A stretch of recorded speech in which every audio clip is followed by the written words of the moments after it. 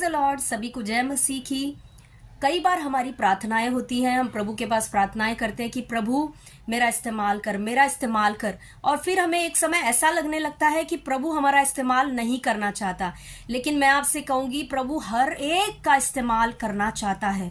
तो फिर ऐसा क्यों होता है? क्यों हमें लगने लगता है कि वो हमारा इस्तेमाल नहीं करना चाहता? उसका कारण आज आपको इस वीडियो में एक एग्जाम्पल के द्वारा मैं समझाऊंगी। जब आप खाना बनाते हैं या दूध को उबालते हैं तो आप जिस बर्तन का इस्तेमाल करते हैं उन बर्तनों को आप साफ करते, बार बार पानी से धुलकर उसको साफ करते हैं। साफ होने के बाद ही आप उन बर्तनों का इस्तेमाल करते हैं। हालेलुया। उसी रीति से दूसरा तिमुथी उसका दूसरा अध्याय उसका 21 वचन में लिखा है कि आप और मैं भी बर्तन के समान है, परमेश्वर के हाथों में एक बर्तन के समान है। जब तक आपके और मेरे अंदर कुछ गंदगियां हैं, वो गंदगियां रहते हुए परमेश्वर हमारा कभी इस्तेमाल नहीं कर सकता। हमारी आत्मा तो शुद्ध है, प्योर है, उसमें कोई कमी नहीं है, लेकिन हमारे मन अभी भी गंदे हैं। हमारे मनों में बुरे विचार, व्यभिचार की बातें, किसी के लिए नफरत, जलन, निंदा, कड़वाहट, बैर, ईर्ष्या, ये सारे अभी भी हमारे मनों में चलता रहता है।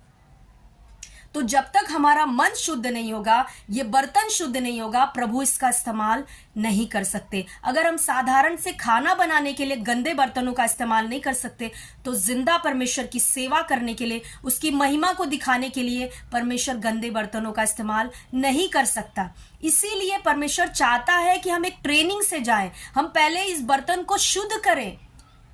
हालेलुया। इफिसियों की किताब 5वां अध्याय उसके 26 वचन, 25 और 26 वचन जब आप पढ़ोगे तो वहां पे लिखा है, परमेश्वर अपनी कलीसिया को निर्दोष, निष्कलंक बनाकर खड़ा करना चाहता है। और 26 वचन में लिखा है कैसे करेगा वो?